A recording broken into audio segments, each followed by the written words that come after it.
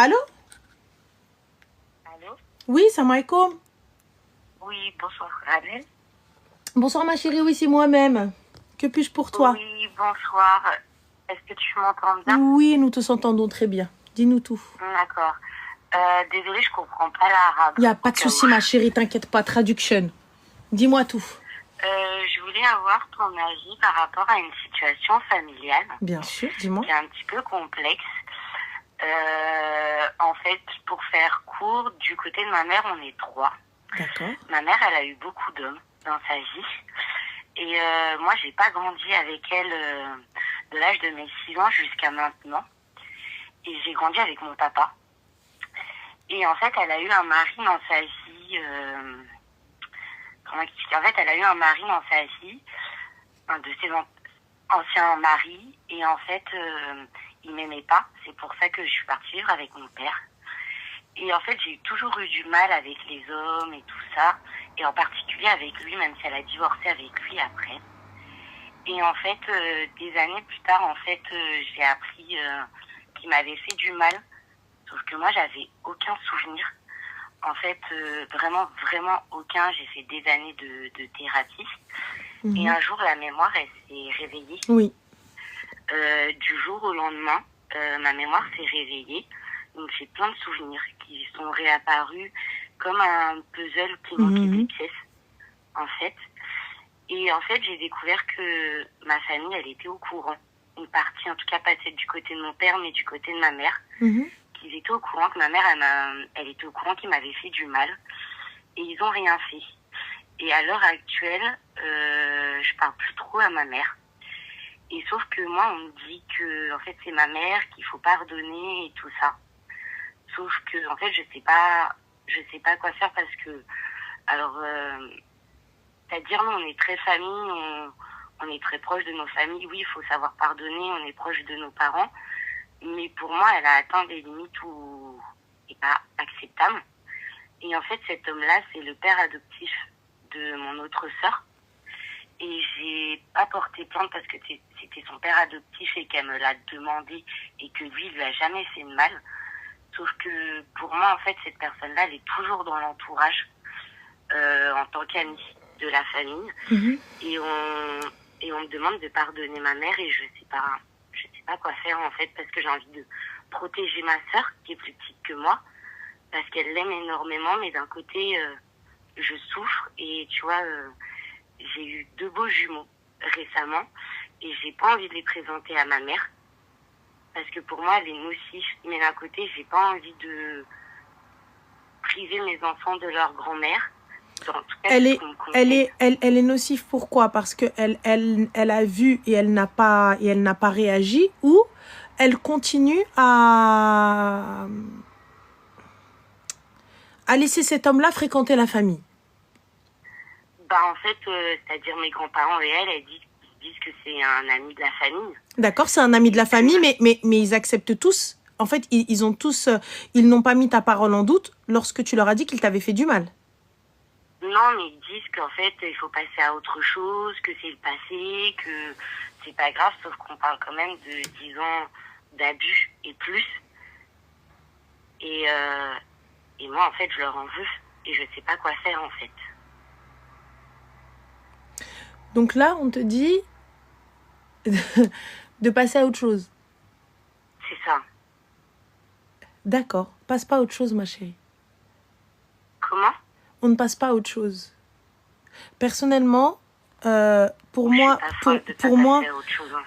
j'entends totalement que tu ne souhaites pas porter plainte parce que ta sœur te l'a demandé, parce que ça pourrait lui faire du mal, etc. ou quoi, ok. C'est encore, je trouve que tu as été extrêmement bienveillante et gentille parce que je te dis honnêtement, il est hors de question. En fait, si tu veux, je suis l'aînée de 3. Et ma sœur, elle a été placée en foyer quand elle avait 14 ans parce que ma maman, elle a des problèmes de comportement. On va être honnête. Et en fait, si tu veux, j'ai été élevée comme quelqu'un qui doit être à la tête de la famille. Oui. C'est-à-dire que moi, j'ai pas eu d'enfance et que pour moi, mes sœurs, elles me le disent, pour eux, leur mère, c'est moi. Et d'un côté, je suis partagée entre mes blessures et derrière, il y a ma sœur. Tu sais, regarde, je l'entends totalement et je respecterai ton choix. Même si je ne suis pas d'accord. Mais je comprends et c'est normal. Merci. Tu vois, je peux comprendre que suite à ton rôle et au fait que tu ne souhaites pas faire de mal à ta sœur et tout ça, etc., il n'y a pas de souci. Même si je ne suis pas OK. Mais c'est ton choix. Par contre, là où c'est hors de question, c'est le fait qu'on vienne te dire oui mais c'est l'ami de la famille. Comment ça c'est l'ami de la famille? Normalement, vous devez faire tous barrage avec moi. Ça veut dire que ok, on ne te traîne pas en justice, mais à ce moment-là, tu ne fais plus partie de la famille. Tu ne rentreras plus par la porte, tu n'es plus le bienvenu à notre table. Et pour ma part, je comprends totalement que tu en veuilles à tous. Et que je ne veuille pas présenter mes enfants. Je le comprends. Je le comprends. Une mère qui n'a pas su protéger sa fille, même pas qui n'a pas su, qui n'a pas voulu, c'est pas pareil, qui n'a pas voulu et qui savait et qui vient et qui le laisse encore dans l'entourage, c'est pas normal. Pour moi, c'est pas une mère. Je suis désolée, guys. Si vous avez une maman comme ça, hors de question. Moi, elle me dit à l'époque, j'avais pas le choix, sinon j'allais me retrouver à la rue avec toi et ta sœur. Je préfère être à la rue. Moi, à l'heure actuelle, parce qu'elle avait rien dans la vie, ma mère, et moi, à l'heure actuelle, qui suis devenue maman, il se passe un truc comme ça. Honnêtement, Ranel, moi, je l'ai dit ouvertement, j'ai dit, je préfère me retrouver à la rue avec mes enfants que d'être sous le toit de quelqu'un qui a fait du mal à mes enfants. Merci. Mais on me dit que je suis complètement folle, en fait. Non, t'es pas folle, t'es une maman. Et t'es responsable. Et t'es une maman qui protège ses enfants. Et aujourd'hui, comme tu l'es devenue, tu sais ce que ça vaut. Tu sais, chez nous, on dit, ça veut dire que lorsque tu en auras, tu accoucheras, tu comprendras pourquoi on a fait ça. Tu vois?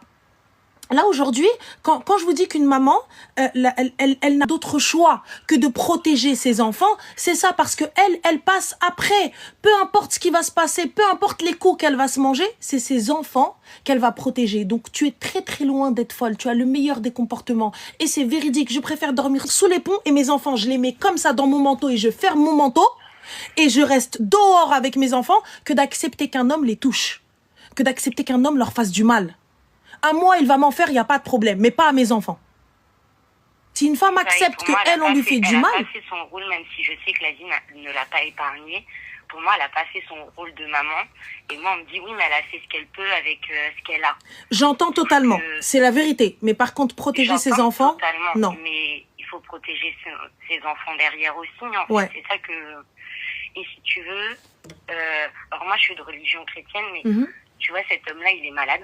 Il va finir comme un légume, si je peux dire ça comme ça. Et Dieu? moi, je me dis que en fait, Dieu est en train de lui rendre l'appareil de tout le mal Totalement. qu'il a fait autour de lui. Totalement. Et que je suis désolée, je vais être crue dans ce que je dis, mais que c'est bien fait pour lui. Ah, mais ma chérie, on va s'asseoir et tu vois, toi, je sais pas si vous avez cet équivalent-là dans le christianisme, mais nous, on a la doua de l'opprimé, tu vois. Donc, et là, juste tu t'assois et tu te dis Dieu est grand, Dieu est bon et Dieu est juste. Tu vois, et donc peu importe ta religion, tu te poses et tu regardes, que ce soit le karma, que ce soit le bon Dieu, que ce soit les étoiles ou les astres, en tout cas, il y a une justice divine, il y a une justice quelque part. Et je comprends totalement, et tu sais, c'est peut-être inhumain, hein, c'est peut-être pas bien, mais je vous jure que je m'assois et je rigole. Et je me dis, mais Dieu, merci. Et je lève les mains au ciel et merci. Bah, tu vois, je me sens peut-être... parfois, je me sens mal parce que ma sœur, c'est la seule qui est autorisée à me parler de lui, parce qu'il a des problèmes de santé et qu'elle gère.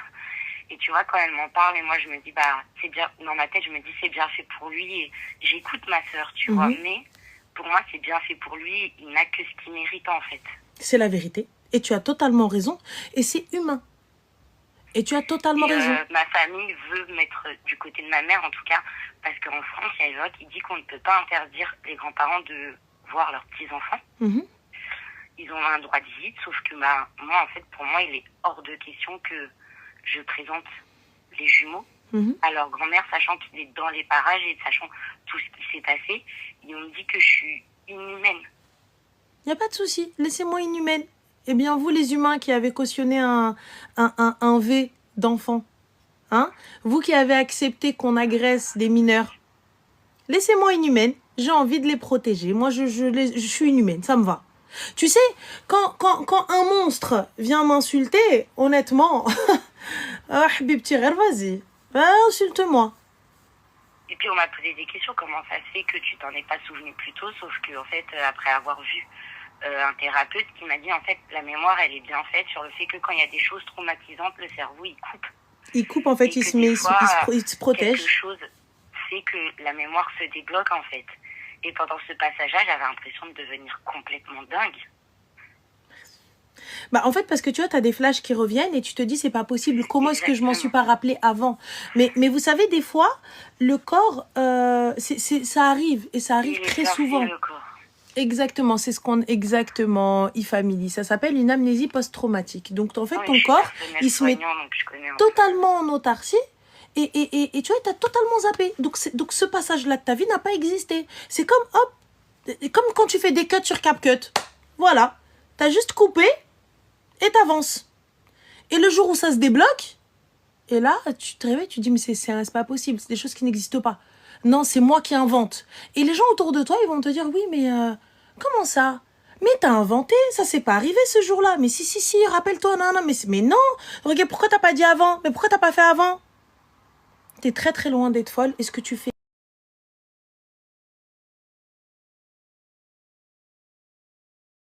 Je lui ai tout mis sur la table. Le pire, c'est qu'elle s'est fait passer pour une victime. Et je me dis, mais les rôles se sont inversés ou...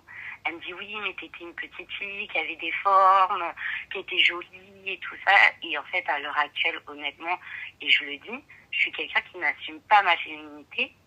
Parce que d'un côté, il y a une part qui me dit, je suis coupable. Et de l'autre côté, bah, je me dis, je suis pas coupable de ce qui s'est passé, en fait. Mais alors, écoute-moi bien. Il est hors de question qu'à un moment dans ta vie, tu doutes de toi ou tu dises que tu es coupable de quoi que ce soit. Le détraqué, c'est lui.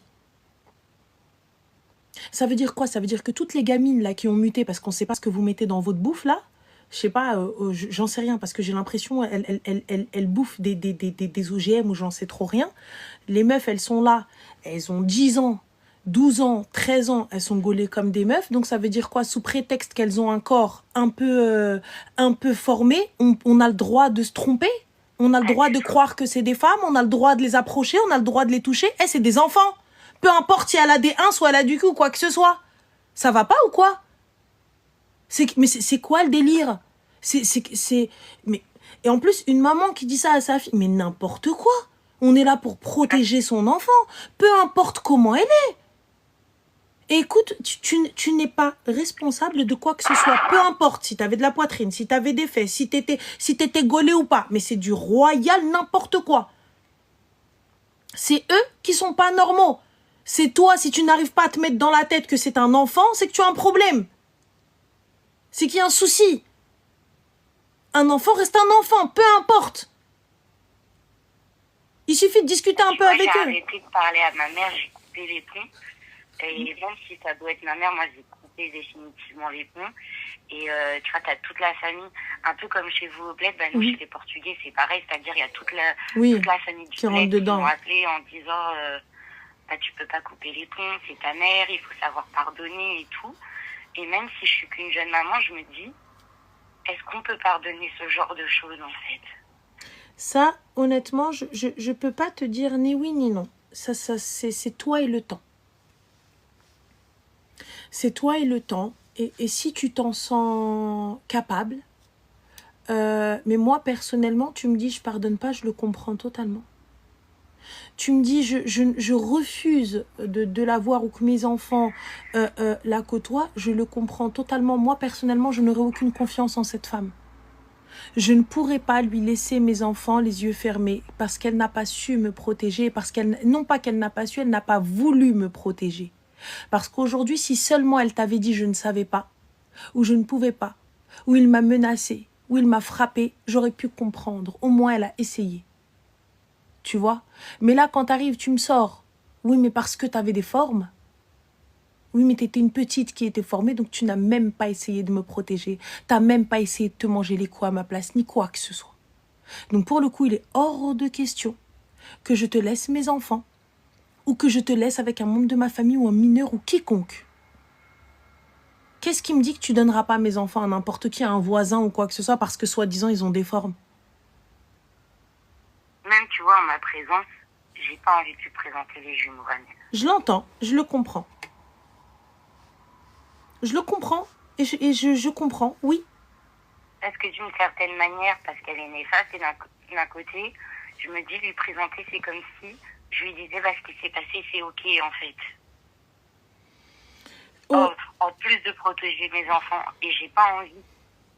Le papa est dans la même optique que toi, il suivra ta décision? Ah, mais totalement. Mon mari, il est totalement du même côté que moi. Après, c'est vrai que sa famille fait pression en disant, il faut connaître quand même les grands-parents et tout ça. Et pour eux, dans sa famille, ils disent que porter plainte, ça aurait résolu plein de soucis. Peut-être. C'est vrai. Peut-être et peut-être pas. J'ai fait un choix par amour pour ma sœur. Après, chacun voit midi à sa porte, c'est-à-dire que certains le feront, certains accepteront ce choix, certains ne l'accepteront pas. Mais il est totalement de mon côté en disant qu'il comprend que je veux pas présenter les enfants à ma mère et même à mes grands-parents à moi, parce qu'en fait, ils étaient au courant et qu'il n'y a personne qui a bougé, en fait. Tu sais, les grands-parents étaient au courant au moment des faits ou ils l'ont appris après? Merci. Ma grand-mère, elle était au courant au moment des faits. Elle disait oui, il est malade, il n'est pas tout seul dans sa tête, mais qu'il fallait passer à autre chose. Quand j'ai confronté mon grand-père de ce côté-là, ça se voyait qu'il n'était pas au courant. Mais il se comporte à l'heure actuelle comme si rien n'était, Raniel. Mais rien. Oui, tu sais, c'est comme quand tu mens et tu crois à ton mensonge. Tu sais, à force de répéter un mytho, finalement tu crois en ton mensonge et c'est même plus du déni. Wallah, tu sais, parce que c'est trop là, c'est même plus du déni. Merci. Tu te dis c'est une dinguerie. Là, tu viens, tu me dis, tu justifies ça parce que il est malade, mais du coup moi, ma vie flinguée. Et encore, hein, je trouve que tu t'en es super bien sorti parce que tu as réussi à trouver quelqu'un, à faire confiance à cette personne et à avoir de beaux bébés. Alors, ma belle, encore, Raniel, ça m'a demandé beaucoup de travail. À l'heure actuelle, j'ai 30 ans, mais ça m'a demandé des années de thérapie. Mon mari a été extrêmement patient et j'ai eu cette chance que Dieu m'a donnée de tomber sur un homme comme ça, qui a été extrêmement patient. Mais pour toutes les personnes qui te suivent ou autres, c'est un combat, on peut s'en sortir. Mais c'est vraiment un combat et contre nous-mêmes et contre plein de choses. Mais il restera des séquelles. Tu m'étonnes. Wallah, tu m'étonnes. Il y a des séquelles qui restent sur le fait, tu vois, on a été chez des amis. Moi, je fais pas la bise aux hommes. Par exemple, avant d'avoir les enfants, on dormait chez des amis, disons, on dort tous dans la même pièce. Moi, c'est même pas la peine. Pourtant, il y avait mon mari, hein. Mais c'est des choses qui est juste pas possible pour moi, en fait. Moi, et dans la rue, je suis en hyper-vigilance. Moi, je comprends totalement et je suis d'accord avec toi. Moi, je suis d'accord avec toi. Je suis d'accord avec toi. Peu importe ce que... Je peux te poser une dernière question sans Dis-moi. abuser. Non, tu n'abuses pas, dis-moi. Mon père, il n'est pas au courant de tout ce qui s'est passé. Mon père m'a récupéré quand j'avais 6 ans. Ce qu'on lui a dit, on lui a dit, écoute, ta fille, elle veut vivre avec toi, récupère-la. Donc mon père, il m'a élevée avec mes grands-parents et j'ai manqué de rien, honnêtement. J'ai vraiment manqué de rien. Et en fait, quand les souvenirs se sont révélés et tout, mon père a vu qu'il y a quelque chose qui n'allait pas dans ma vie. Mais en fait, je lui ai jamais dit, parce qu'en fait, j'avais les vacances scolaires chez ma mère. Et en fait, je lui ai jamais dit. Et là, pour le coup, mon mari me dit, il faudra un jour que tu en parles à ton père.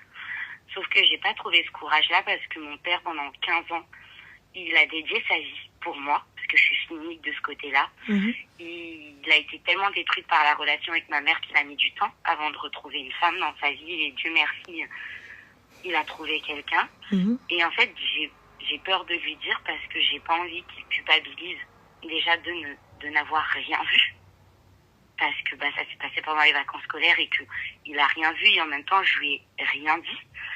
Et d'un autre côté, j'ai peur qu'il prenne la bagnole et qu'il fasse 400 km direction ma mère et cet homme-là pour les massacrer, en fait. Et du coup, je me dis, est-ce que je lui dis? Je lui dis pas. Franchement, là, pour le coup, je pense que tu devrais... Est-ce que toi, ça t'apaiserait de lui dire?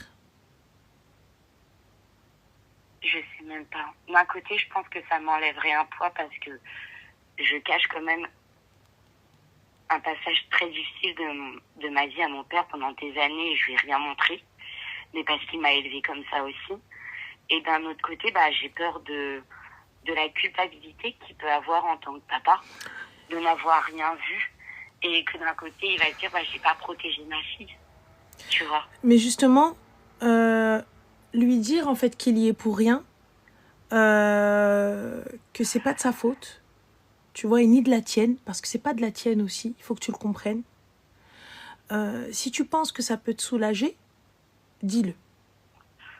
Si tu penses que ça ne va pas te soulager et que ça va créer plus de problèmes, eh bien ça va être triste à dire, mais garde ça pour toi. Parce que moi j'ai peur, honnêtement, mon père c'est l'homme le plus adorable du monde, mais comme beaucoup de papas, tu touches à son enfant. C'est normal, mais là aujourd'hui son enfant a grandi. C'est totalement normal. Et moi j'ai peur que mon père il prenne la voiture et qu'il fasse les 400 km et en fait que je sois obligée d'aller voir mon père derrière les barreaux en fait. Parce que pour lui on a touché à la prunelle de ses yeux.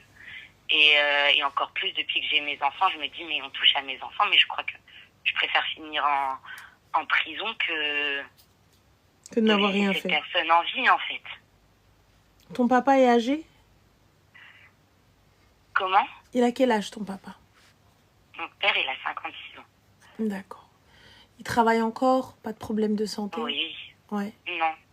C'est quelqu'un de joyeux aujourd'hui? C'est quelqu'un de joyeux parce qu'il a trouvé une femme qui le rend heureux. Mmh. Mais voilà, c'est quelqu'un qui ne montre pas ses émotions, c'est le chef de la famille. C'est comme ça qu'il m'a élevé aussi, un peu chef de la famille. Et mais le jour où il pète les plombs, il pète les plombs. D'accord. Eh bien... Tu vois, le calme olympien, puis quand tu pousses, et c'est pire qu'un tsunami. Je vois. Mais aujourd'hui, toi, en tant que maman, mets-toi, on va accélérer le temps et t'as une fille et ta fille, elle vient, elle te dit ça après J'ai une fille et un des garçon, années. Dieu merci. Là, ma belle, le choix du roi, magnifique. Le choix du roi. Exactement. Et du coup, t'as ta fille qui vient et qui te dit ça après des années. Je vais me sentir extrêmement coupable de n'avoir rien vu. Et tu penses que c'est de ta faute? Toi, aujourd'hui, maintenant que tu sais, toi et moi, on sait que c'est pas de ta faute. On sait que tu n'as rien fait, et c'est pas de ta faute que tu n'aies rien vu parce qu'il n'y avait pas de signe avant-corps ni quoi que ce soit, tu vois. Là, pour le coup, je pense après, que... J'étais une petite fille, même une ado très renfermée, très isolée à l'école. Oui, plutôt introvertie. Qui a fait que j'ai subi de l'harcèlement parce que quand tu es dans un mal-être, voilà, les enfants, ils sont pas forcément gentils entre eux et tout. Mais pendant des années, je me dis, mais qu'est-ce qui cloche chez moi, en fait? Moi, je pense, ma chérie, vu comment t'as décrit ton papa, qu'il n'est peut-être pas nécessaire de lui dire. Ou en tout cas, peut-être pas tout de suite. Parce que pour une fois, tu vois, il est heureux dans sa vie, et alors qu'il a souffert pendant des années, et j'ai pas envie de revoir mon père souffrir. Et d'un côté, j'entends ce que mon mari me dit, en fait. C'est vrai, j'entends et je peux être d'accord avec lui, parce que ça peut te soulager. Mais aujourd'hui, toi, en tant que maman, est-ce que ce bonheur-là, tu n'y goûtes pas aussi un petit peu? C'est pas une revanche sur la vie, regarde. T'as un homme exceptionnel. Moi, mes enfants, j'ai galéré pendant 5 ans. Tu vois? Pour les avoir. Déjà. Donc, et t'as un homme exceptionnel à tes côtés. T'as une belle famille aussi qui a l'air d'être bien. T'as un papa et une belle-mère qui ont l'air d'être bien, qui vont être aussi de très bons grands-parents pour tes enfants. Et si tu ne souhaites pas qu'ils connaissent ta mère, eh bien, c'est pas un problème. Tu as ce choix-là, ce sont tes enfants. C'est ton choix, ton droit. Et là, c'est pas un caprice que tu fais, c'est pour les protéger de ces gens-là. C'est ça. Et tu as totalement raison. Moi, je suis d'accord avec toi. Après, avec le temps, je me dis quand les jumeaux, ils seront plus grands et tout ça, peut-être qu'un jour, je leur expliquerai mon histoire et pourquoi, si je prends la décision de ne pas les présenter de ce côté-là de la famille. Bien sûr. Bien sûr. Je pense que tu peux même leur écrire une lettre qui liront quand ils seront beaucoup plus grands ou quoi que ce soit, ou même un petit livre ou quoi que ce soit. Merci Zine. Il n'y a pas de souci à ce niveau-là. Mais tu es dans ton droit. Préserve-toi, préserve ta famille. D'accord. Et tu es dans le juste, toi, tu es dans le bon. Totalement. Je suis juste et pas égoïste de ne pas vouloir présenter mes enfants. Mais si on te traite d'égoïste, mais go, ça va pas, mais sois la pire des égoïstes. Que j'étais égoïste. Oui, sois la pire des égoïstes. Et que j'étais égoïste, que en tant qu'enfant, on doit la remercier de m'avoir donné la vie. Et je la remercie de m'avoir donné la vie. Et je vais jamais manquer de respect, même toute cette histoire, je vais jamais manquer de respect, Ranel. Mais c'est vrai que je pardonne beaucoup de choses dans la vie, mais c'est quelque chose que pour moi, je peux pas pardonner, en fait. Ah, mais je ne pardonnerai pas non plus. Et tu sais, toutes les personnes qui viennent te dire, oui, mais pardonne, c'est ton parent, qu'on touche à leurs enfants. Enfin. Parce que moi, dans ma tête, je me suis dit, je suis peut-être une mauvaise fille. Je suis peut-être une mauvaise sœur. Tu sais, une maman qui culpabilise de n'avoir rien fait,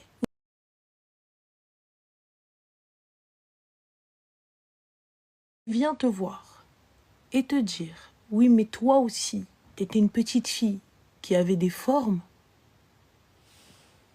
Mais ça va pas ou quoi? Moi, je m'attendais à... Quand je l'ai confrontée, je savais que ça allait partir en cacahuète, mais je m'attendais au moins à dire, je suis désolée, ma fille.